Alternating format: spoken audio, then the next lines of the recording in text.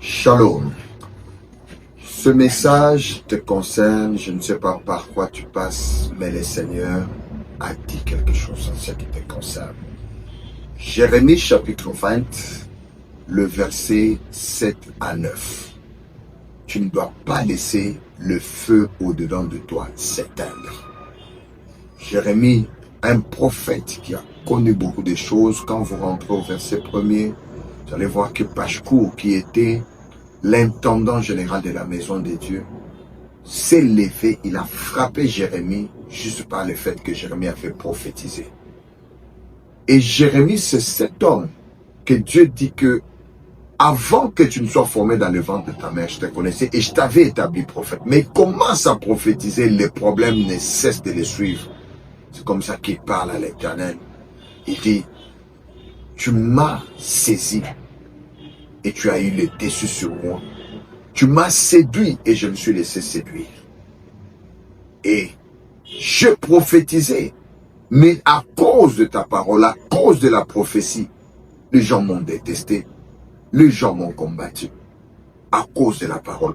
N'oubliez pas, bien aimé, quand Jésus donne la parabole du semeur, dans le Nouveau Testament, il dit, d'autres sont ceux-là que la sémence a été sémée, mais c'était une pierre, une terre avec des épis.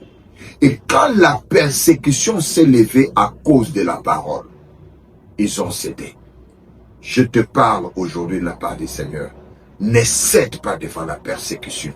À cause des promesses de Dieu sur ta vie, les persécutions viendront. Mais nous devons faire comme Jérémie. Arrivé au verset 9, Jérémie 20, il dit, je me suis dit que je ne parlerai plus au nom de l'Éternel. Mais cela a été totalement impossible. Parce que quand j'ai dit que je ne parlerai plus, un feu brûlait au-dedans de moi. J'essayais de contenir ce feu qui était dans mes os, mais cela était impossible. Ne laisse pas le feu de la parole s'éteindre. Quel que soit ce par quoi tu passes, des persécutions, des gifles, des Pashkour, les prisons, et ça peut prendre plusieurs formes. Par exemple, tu as la promesse, mais c'est tout l'inverse que tu es en train de vivre. Je te parle avec espérance. N'abandonne pas. Si tu ressens encore le feu de la parole au-dedans de toi, quelles que soient les idées qui viennent, aligne-toi plutôt vers la parole.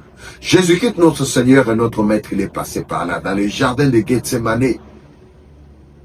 La coupe était en train de venir. Et les pensées se sont bousculées en lui. Les raisonnements différents se sont bousculés. Et il a dit, Seigneur, j'aurais bien voulu que cette coupe passe à côté, mais non pas ma volonté, mais ta volonté. C'était une guerre des raisonnements.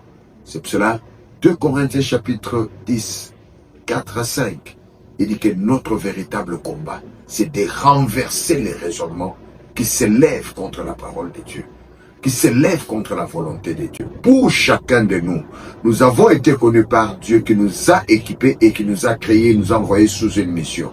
Et cette mission va connaître des contestations, elle va connaître des contradictions. Mais au milieu des contradictions, les pensées peuvent s'élever au-dedans de toi.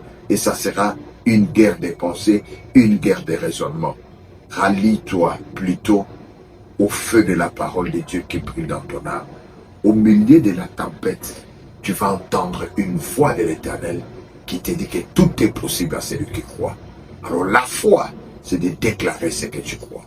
Ne regarde pas les situations, ne regarde pas les circonstances, mais déclare ta foi. Et si Dieu a créé tout par la parole, quand tu vas commencer à déclarer aussi la parole, tu finiras par créer ce que Dieu a prévu pour toi. Je te donne cette exhortation. Lève-toi tous les jours. Déclare la parole que tu sens, la conviction que tu sens au-dedans de toi, en dépit de toute opposition, et que tu vas voir qu'il y a un Dieu qui honore la foi de ceux qui croient en lui. Je te bénis ce jour et je déclare que la parole de Dieu s'accomplisse avec succès, quels que soient les temps, quelles que soient les situations, quelles que soient les circonstances. Tu reviendras témoigner. Continue à croire. Que Dieu te bénisse au nom de Jésus. Amen.